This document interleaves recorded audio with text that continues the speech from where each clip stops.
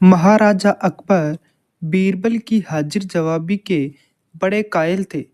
उनकी इस बात से दरबार के अन्य मंत्री मन ही मन बहुत जलते थे।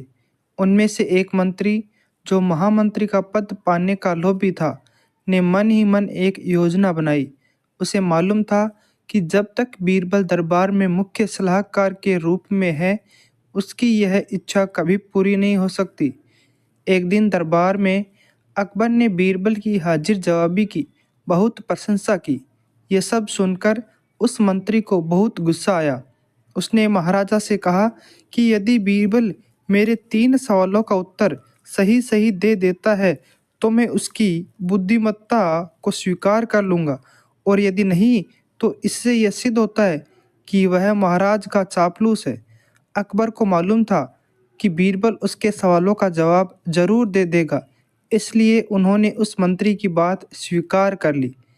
उस मंत्री के 3 सवाल थे। पहला, आकाश में कितने तारे हैं? दूसरा, धरती का केंद्र कहाँ है? और तीसरा, सारे संसार में कितनी स्त्री और कितने पुरुष हैं? अकबर ने फौरन बीरबल से इन सवालों के जवाब देने के लिए कहा और शर्त रखी कि यदि वह इनका उत्तर नहीं जानता है तो मुख्य सलाहकार का पद छोड़ने के लिए तैयार रहे। बीरबल ने कहा, तो सुनिए महाराज, पहले सवाल का जवाब। बीरबल ने एक भेड़ मंगवाई और कहा, जितने बाल इस भेड़ के शरीर पर हैं, आकाश में उतने ही तारे हैं।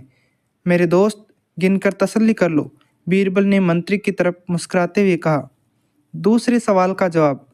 बीरबल ने जमीन पर कुछ लकीरें खींची और कुछ हिसाब लगाया।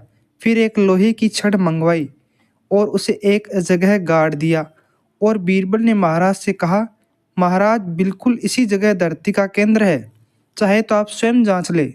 महाराज बोले, ठीक है, अब तीसरे सवाल के बारे में कहो।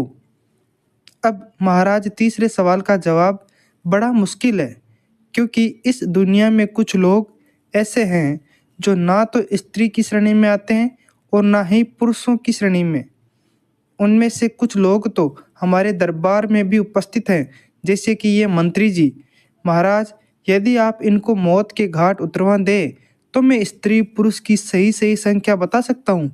अब मंत्री जी सवालों का जवाब छोड़कर थर थर कांपने लगे और महाराज से बोले, महाराज, बस बस, मुझे मेरे सवालों का जवाब मिल गया। मैं बीरबल की बुद्धिमानी को मान गया हूँ।